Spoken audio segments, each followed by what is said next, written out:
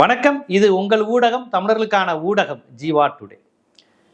இந்த விஜய் அரசுங்கிறது குதிரை பேரம் செய்துதான் அதிமுக எம்எல்ஏக்களை இழுக்கிறது, ராஜினாமா செய்ய வைக்குது. முதல்ல அந்த சின்னத்தோடையே எங்கள் ஃப்ளோர் டெஸ்ட்ல ஆதரிங்கன்னு சொல்லி ஒரு 140 சீட்டு வந்து நிம்மதியாக ஆட்சி செய்யலான்னு பார்த்தாங்க.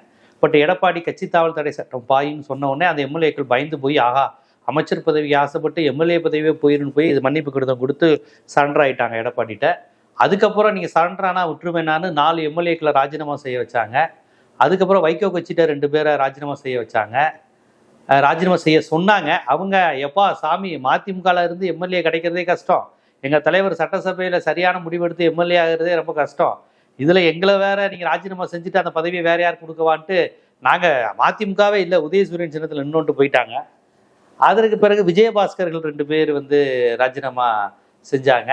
இப்போ அவங்க 6 சட்டமன்ற உறுப்பினர் காலி ஆயிடுச்சு. இப்போ கிட்டத்தட்ட வந்து விஜய்க்கு வந்து பெரிய பிரச்சனை இல்லை. 108 சீட்டு மெஜாரிட்டிங்கிறது 118 வேணுங்கிறது இப்போ 112 113 இருந்தால் போதுங்கிற ரேஞ்சுக்கு வந்தாச்சு. காங்கிரஸ் ரொம்ப விடாப்பிடியாக ஆதரவு தந்துக்கிட்டு இருக்கிறாங்க. அதனால் எப்படியா இருந்தாலும் விஜய் அரசு காப்பாற்றப்பட்டோம். இவங்களுக்கு மேஜிக் நம்பர் வந்து தான் இந்த ஆட்சியை காப்பாற்றணும் அவசியம் இல்லை. மக்கள் ஓட்டு போட்டு ஜெயிச்சான்ல அவனை ராஜினாமா செய்ய வச்சாலே இவங்க ஆட்சி காப்பாற்றப்பட்டோம். அந்த விதத்தில் இப்போ 234 இல்லை 228ங்கிற ரேஞ்சுக்கு போயிடுச்சு. 228 227ங்கிற மாதிரி போயிடுச்சு. ஸோ 227க்கு இப்போ 108 சீட்டுங்கிற மாதிரி மெயின்டைன் பண்ணிடலாம் அப்படின்னு விஜய் அரசு பார்க்குறாங்க. இப்போ விஜய் தான் இதை செய்கிறார். பலரும் சொல்கிறாங்க கட்சி தாவலுங்கிறது இன்னொரு கட்சி எம்எல்ஏக்களை ஓட்டு போட வச்சு அது இழுத்தாதானுங்க தப்பு, அதில் 2/3 வரலைன்னா தானுங்க தப்பு, இவர் தான் ராஜினாமா செய்ய வச்சுட்டு தான் கட்சியில் சேர்த்துக்கிறார்ல, அப்போ இதில் என்ன தப்பு இருக்குன்னா, இது உச்சநீதிமன்ற தீர்ப்புலேயே ராஜினாமா செய்வதனுடைய கிரவுண்டு பலன் யாருக்கு அமையுது, ஒரு அரசு ஆடிக்கிட்டு இருக்கு நாற்காலி, அதுக்கு ஹெல்ப் பண்றதுக்காண்டி ஒருத்தர் ராஜினாமா செய்யறானா, இந்த கவர்மெண்ட்டை காப்பாத்துறதுக்காண்டி ராஜினாமா செய்யும் போது அதுவும் குதிரை பேரம் தான். வடிவங்கள் மாறலாம். நீங்க அந்த சின்னத்துல இருந்து ஆதரிச்சா பிரச்சனை இல்லை, கட்சி தாவல் தடை சட்டம் வந்துருக்கு பயந்துகிட்டு நீங்க வந்து இப்படி மாறுறீங்க. அப்ப நோக்கம் விஜய் கட்சிக்கு இழுப்பது, வேற ஒரு கட்சியில நின்று ஜெயிச்சுட்டு இன்னொரு கட்சிக்கு இழுப்பதுங்கிற அதுதான் நோக்கம். அல்டிமேட்டா யாருக்கு பலன், இந்த கவர்மெண்ட் கவிழ்ந்துடக்கூடாதுக்காக நடக்கக்கூடிய விஷயம். இதுதான் குதிரை பேரம். இதை கேட்டா அனிதா ராதாகிருஷ்ணன் அங்க போனாரு, அனிதா ராதாகிருஷ்ணன் போனதுனால திமுக கவர்மெண்ட் காப்பாற்றப்பட்டதா, கம்பம் ராமகிருஷ்ணன் போனதுனால திமுக கவர்மெண்ட் காப்பாற்றப்பட்டதா 2008 2011? அதுவும் அது வேற வேற காலகட்டம். 2009 ஒருத்தர் வர்றாரு, 2010 ஒருத்தர் வர்றாரு. இந்த மாதிரி தேர்தல் முடிஞ்ச 15 நாள்ல ராஜினாமாலாம் இதுவரையும் தமிழ்நாட்டில் நடந்ததே கிடையாது. இது குதிரை பேரம் தான். இதை நாம ஏன் சொல்றோம்னா, இதை நாம சொல்லல, விஜயபாஸ்கரே ஓப்பனா குதிரை பேரம் நடந்துச்சுன்னு ஒத்துக்கிட்டாரு. வீடியோ ஆதாரத்தோட வந்துருச்சு எல்லா சேனல்லையும். 2 விஜயபாஸ்கர் நிக்கிறாங்க. என்னங்க ஏங்க வந்தீங்கன்னா, இல்ல எடப்பாடிட்ட செட் ஆகல, விஜய் தரப்புல இருந்து அப்ரோச் பண்ணாங்க, சரின்னு வந்துட்டோம். இதுக்கு பேர் என்ன பாஸ்? ஒரு சட்டமன்ற உறுப்பினர் ஏன் ராஜினாமா செய்தேன் என்பதற்கு ஆளும் கட்சி தரப்பிலிருந்து, அதாவது பெரும்பான்மை கிடைக்காத விஜய் கட்சியிடம் இருந்து எங்களை அப்ரோச் செய்தார்கள். இந்த வார்த்தைக்கு அர்த்தம் என்ன? சிஎம்ஏ அப்ரோச் பண்றாருன்னா என்ன அர்த்தம்? ராஜினாமா செஞ்சுட்டு வாங்க, நீங்க அப்படியே வந்தீங்கன்னா கட்சி தாவல் தடை சட்டம் வந்துடும், உங்களுக்கு எம்எல்ஏ பதவி போயிடும், நீங்களே ராஜினாமா செஞ்சுட்டு வந்தா இடைத்தேர்தல் வந்துடும், இடைத்தேர்தலில் நாம தான் ஆளுங்கட்சி ஜெயிக்க வச்சிடலாம் அப்படின்னு அப்ரோச் பண்ணாங்க. நல்லா கவனிச்சு பாருங்க, வீடியோ ஆதாரத்தோட இருக்கு. இது நம்ம யாரும் கற்பனையா பேசல. நான் பல்வேறு விவாதங்கள்ல இது குதிரை பேரன்னு அடிச்சு பேசியிருக்கேன். நான் சொன்னது உண்மைங்கிறது இப்போ நிறுவனம் ஆயிடுச்சு. நான் சொன்னது உண்மை, ஜீவா சகாப்தன் சொன்னது உண்மை. நான் புதிய தலைமுறையிலையோ நியூஸ் 18லயோ சன் நியூஸ்லயோ மாலை முரசு எந்த வார்த்தையும் நான் அடிச்சு சொன்னேன், இது குதிரை பேரம் தான். ராஜினாமா செய்வதும் குதிரை பேரம் தான். இவங்க ரொம்ப டெக்னிக்கலா அப்படியே இல்லையே, ராஜினாமா செஞ்சுட்டு விருப்பப்பட்ட கட்சியில சேர்றாங்க. ஏன் சார் யாருமே திமுக சேரல, ஏன் சார் யாருமே பாஜக சேரல? உங்களுக்கு விருப்பப்பட்ட கட்சி வந்து விஜய் கட்சி தானா? இப்ப 25 நாளைக்கு முன்னாடி வரையும் இந்த விஜய் ஒழியணும்னு சொல்லி பேசினவங்களா இன்னைக்கு விஜய் வாழணுங்கிறீங்க? அது என்ன விருப்பப்பட்ட கட்சி? விஜய் கட்சி மட்டும் வருது. கரெக்டா எம்எல்ஏக்கள் ராஜினாமா பண்ணிட்டு விஜய் போறீங்களே. முதல்ல ரொம்ப அமைச்சரா பண்ணாங்க. எப்படி தெரியுமா? எஸ்ஐக்கு சுப்பையா அந்த பெருந்துறை எம்எல்ஏ எல்லாம் உடனே காடு, கீழே ரிசைன், உடனே காடு, கீழே ரிசைன், மேல காடு, கட்சி காடு. அதை எல்லாருமே விமர்சிக்க ஆரம்பிச்சிட்டாங்க. இவ்வளவு கேவலமா எம்எல்ஏக்களை ராஜினாமா செஞ்சுட்டு தலைமைச் செயலகத்திலேயே கட்சி காடு கொடுத்துக்கிட்டு இருந்தாங்க. குசியானது தலைமைச் செயலகமா, அது வந்து தாவேகா அலுவலகமா? அப்ப எவ்வளவு மரபு மீறல், எவ்வளவு சட்ட மீறல், எவ்வளவு சட்ட விரோதம், எவ்வளவு ஜனநாயகத்தை கேலி கூத்தார தன்மை நடக்குது. இதை சொன்ன உடனே எப்பா ராஜினாமா செஞ்சுட்டு ஒரு 15-20 நாள் கழிச்சு வந்து கட்சியில சேரு, ராஜினாமா செஞ்சுட்டு எந்த கட்சியில சேர போறேன்னு சொல்லாம ஒரு 15 நாள் ஓட்டிக்கிட்டு அப்புறம் பெரிய விழாவா கடா வச்சு சேர்ந்துக்கலாம், கடாலாம் வச்சு கரிசோறு போட்டு சேர்ந்துக்கலாம். அதான் அந்த விஜயபாஸ்கர் பேட்டர்ன். எஸ்கே சுப்பையா பேட்டர்னுங்கிறது கீழே காடு மேலே சேர்றது, விஜயபாஸ்கர் பேட்டர்னுங்கிறது கொஞ்சம் டைம் எடுத்து வந்து சேர்றது. இவங்க எம்எல்ஏ ராஜினாமா செஞ்சோன்னே கரூருக்கு போய் விஜய் போய் நீ என்ன இதுக்கு அப்படின்னு பீப் போடுற அளவுக்கு சில வார்த்தைகளை போட்டு கண்ணாமண்ணான்னு பேசிட்டு வந்துடுவார். அப்பயும் மக்கள் பிரச்சனை பேசினா, மாநிலத்தின் பிரச்சனையை பேசினா, பிஜேபி எதிர்த்து பேசல, குர்பானியை பத்தி பேசல, திருப்பரங்குன்றம் பிரச்சனையை பத்தி பேசல,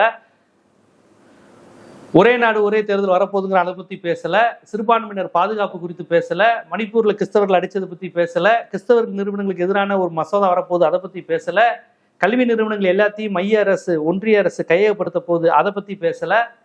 ஸ்டாலின் அன்கள் ஓடி போயிட்டீங்களா, பயந்துட்டீங்களா, நான் கொத்து போராட்டா போட்டுட்டேன், இதுதான் ஓட்ட ஓட்ட ஓட்ட ஓட்ட வர்றான் பாரு வேட்டக்கார். அதே சினிமா பாட்டு, சினிமா டயலாக் தான். தமிழ்நாடு, மதுரை, அருப்புக்கோட்டை, சிவகாசி, விக்கிரவாண்டி, வடசென்னை, கழிவு, பாலாறு, கன்னியாகுமரியில கனிம வளை கொட்டுறது, எதை பத்தியும் பேசல. வர்றான் பாரு வேட்டக்காரன், இதே தான். உடனே அந்த கூட்டம் கைத்தட்டிடுது.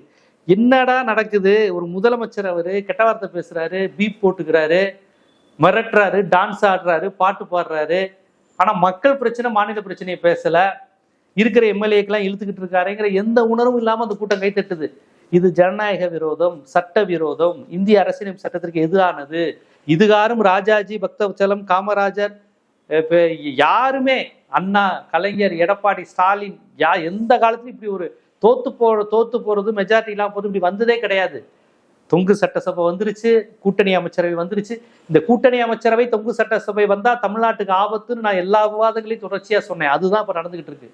ஆளுநர் அதிகாரம் வந்துருச்சு, துணைவேந்தர்களா RSS நியமிக்க போறாங்க, 5 பேர் கொண்ட குழுவை நியமிச்சிட்டாங்க. சத்தமே இல்லாம பாஜக எதிர்ப்பே பேசாம இருக்கும் பாருங்க. கம்யூனிஸ்டுகள், திமுக, பெரியாரிஸ்டுகள், ஊடகவியலாளர்கள் யாருமே பாஜக எதிர்ப்பை பேசுவதை விட திமுக வெர்சஸ் விஜய்னு பேசி பாஜக எதிர்ப்பை நார்மலைஸ் பண்ணியாச்சு. பாஜக ஒன்றும் பெரிய ஆபத்தான கட்சி இல்லைங்கிற மாதிரியான ஒரு ஃபீலிங்கை கொண்டு வந்தாச்சு. விஜய்க்கு ஓட்டு போட்ட யாருக்குமே பாஜக எதிர்ப்பு சக்தி கிடையாது, முதன்மை எதிரி கிடையாது. பாஜக இங்க ஜெயிக்குதோ இல்லையோ தங்கள் அஜெண்டாக்களை அப்படியே கொண்டு வருது. திருப்பரங்குன்றமா இருக்கட்டும், குர்பானி முஸ்லிம்களுக்கு கொண்டாட விடாம பண்ணதா இருக்கட்டும், எல்லாத்தையும் நாசுக்கா கொண்டு வரப்போகுது. இங்க இருக்க மாநில அரசு அதையெல்லாம் எதிர்க்கிறதுக்கான எதிர்ப்பவோ போராடவோ பேரணியாவோ பேசாது. என்ன ஸ்டாலின் அன்கிள், என்ன திமுக என்ன செஞ்சு ஊழலை ஒழிச்சிட்டோம், இப்படியே பிம்பங்களை கற்பிச்சு ஓட்டிடுவாங்க. ஆனா மிகப்பெரிய ஊழலான குதிரை பேரத்தை அவங்க நடத்திட்டே இருப்பாங்க. நான் பலமுறை ஆதாரத்தோட சொல்லிட்டேன். கோவில்பட்டி எம்எல்ஏ கருணாநிதி என்பவரை, திமுக காரரை, நாங்க ராஜினாமா செய்ய வைப்போம் அப்படின்னு யார் சொல்லியிருக்கா? தாவேகாவினுடைய கோவில்பட்டி அந்த பகுதியை சேர்ந்த மாவட்ட செயலாளர் ஓப்பனா மேடையில பேசின வீடியோ இருக்கு. இதை நான் எல்லா டிவி காலத்துலயும் சொல்றேன். ஓப்பனா வீடியோ ஆதாரமே இருக்குங்க. கவர்னர் என்ன பண்றாருன்னு தெரியல, கவர்னருக்கு இந்த வீடியோ போயிருக்கா என்னன்னு தெரியல. ஓப்பனா சொல்றாரு, ராஜினாமா செய்ய வைப்போம். அது பணமா, பெட்டியா, அமைச்சர் பதவியா என்னன்னு தெரியல, பண்ண வைப்போம். OS மணின்னு சொல்றாரு, விஜயபாஸ்கர்கள் அணியும் என்னையும் வான்னு கூப்பிட்டாங்க, ஃபேவர் பண்ணிக்கலாம்னு சொல்றாங்கிறாரு. OS மணிக்கு கூப்பிட்டுருக்காங்க. கோவில்பட்டி எம்எல்ஏ கருணாநிதியை கூப்பிட்டுருக்காங்க குதிரை பேரத்துக்கு. கன்னியாகுமரி நாகர்கோவில் எம்எல்ஏ ஆஸ்டினை கூப்பிட்டுருக்காங்க. அனிதா ராதாகிருஷ்ணனை வேனுக்குள்ள வச்சு போலீஸ் அரெஸ்ட் செய்யும் போது பாத்துக்கலாமா சார், வாய்ப்பு இருக்கான்னு கேட்டிருக்கிறாங்க. Anitha Radhakrishnan, Austin, OS Maniyan, Kovilpatti MLA Karunanidhi 2, Vijayabaskar, இது போக வைகோ 2 எம்எல்ஏ 7, ஆல்ரெடி நடந்த 4, 11, கிட்டத்தட்ட அவங்க 11, 12 எம்எல்ஏக்களுக்கு குதிரை பேரம் பேசி 7 கிடைச்சிருக்கு அவங்களுக்கு. அப்படிதானே? 6 கிடைச்சிருக்கு, 1 திருச்சி கிழக்கு, அதை விட்டுருங்க. அவங்க பேரம் பேசுனது வைகோவோட 2, Nagercoil MLA 1, 3, Kovilpatti MLA 1, 4, OS மணியின் வழியா பேசுனது 1, 5, அனிதா ராதாகிருஷ்ணன் 1, 6. புரியுதுங்களா? இது 6, இது போக 4, 10, விஜயபாஸ்கர் சேர்த்து 12 பேருக்கு ட்ரை பண்ணி 6 பேருக்கு 12 எம்எல்ஏக்களுக்கு குதிரை பேரம் பண்ணியிருக்காங்கன்னு வீடியோ ஆடியோ ஆதாரம் வெளிவந்துருச்சு. குதிரை பேரத்தில் ஈடுபட்டவங்களே பேசிட்டாங்க. வாய் தவறி விஜயபாஸ்கர் 2 பேருமே விஜய் தரப்பு எங்களை அப்ரோச் பண்ணுச்சு, இதுக்கு மேல என்னங்க வேணும்? அதாவது குதிரை பேரத்தில் ஈடுபட்ட துண்டு போட்டவங்களும் ஓப்பனா வீடியோல சொல்லிட்டாங்க, நாங்க தான் கூப்பிட்டோம் அப்படின்னு. அந்த குதிரை பேரத்துல ஈடுபட்ட இன்னொரு தரப்பும் ஆமாமா எங்களை அப்ரோச் பண்ணாங்கன்றுச்சு. இதுக்கு மேல இது குதிரை பேரங்கிறதுக்கு என்ன ஆதாரம் வேணும்னு கேட்குறாங்கன்னு எனக்கு தெரியல. அதுவும் விஜயபாஸ்கர் மாதிரி மூத்த அரசியல்வாதியே ஓப்பனா பேசிட்டாரு, விஜய் எங்களை அப்ரோச் பண்ணாருன்னு 2 விஜயபாஸ்கரும் நின்றுக்கிட்டு சிரிச்சுக்கிட்டு விட்டுட்டாங்க. எவ்வளவு ஓப்பனா இருக்காங்கன்னா எம்எல்ஏ பதவியை ராஜினாமா செய்வது அப்படிங்கிறது நார்மலைஸ் ஆயிடுச்சு. எம்எல்ஏவை ராஜினாமா செஞ்சு விஜய் கட்சிக்கு வர்றது இங்க ரொம்ப நார்மலான விஷயம் மாதிரி பழக்கிட்டாங்க. அதனால விஜயபாஸ்கர் ஓப்பனாவே சொல்றாரு விஜய் எங்களை அப்ரோச் பண்ணாருன்னு. வைகோ ரொம்ப ஓப்பனாவே விஜய் எங்களை ரிசைன் பண்ண சொன்னாரு, வந்து பிரச்சாரம் செய்யறேன்னு சொன்னாரு அப்படின்னு அவரும் ஓப்பனா பேசிட்டாரு, ஒளறிட்டாரு, விஜயை காட்டி கொடுத்துட்டாரு. தெரியாம தான் அவர் ஒன்று காட்டி கொடுத்துட்டாரா? அப்ப விஜயபாஸ்கர் ஓப்பனா ஒளறிட்டாரா? கோவில்பட்டி மாவட்ட செயலாளர் அவரு ஒளறிட்டாரு, நாங்க ராஜினாமா செய்ய வைப்போம். அப்புறம் என்ன அர்த்தம்? ராஜினாமா செய்யறதோ ஒரு வேலையா செஞ்சுட்டு இருக்காங்க. மற்ற கட்சியினர் திமுகவோ அதிமுகவையோ ராஜினாமா செஞ்சுட்டு சேரு. தினகரன் கட்சி மறந்துட்டோமே, அவர் தான் முதல்ல அப்படி துண்டை மறைச்சிட்டு காருக்குள்ள போனார்ல, அவரை பிரேமலதா கேட்டாங்க காருக்குள்ள இருந்தது யாருன்னு. அப்ப சேர்த்தா 13 எம்எல்ஏக்கள் வந்து குதிரை பேரத்தில் சிக்கியிருக்கிறாங்க. வீடியோ ஆடியோ ஆதாரம் மாட்டியிருக்கு. அவர்களே வாக்குமூலம். இது ஒன்றும் சிக்கல. வைகோவே சொல்லிட்டாரு விஜய் தான் குதிரை பேரம் பண்றாருன்னு. இப்ப 2 விஜயபாஸ்கரும் சொல்லிட்டாங்க விஜய் தான் குதிரை பேரத்தில் ஈடுபட்டாருன்னு.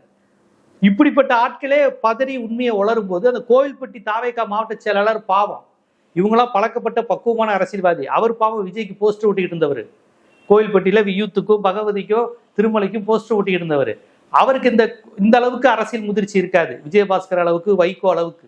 அப்ப அப்பேற்பட்டவர்களே வாய் தவறி உளரும் போது அவரு உளறிட்டார். உளரல, மிரட்டுறாரு, நாங்க ராஜினாமா செய்ய வைப்போம், எங்க தலைவர் ராஜினாமா செய்ய வைக்கிறதுல கார்பரேட் கிரிமினல் அப்படின்ட்டு பேசிட்டாரு.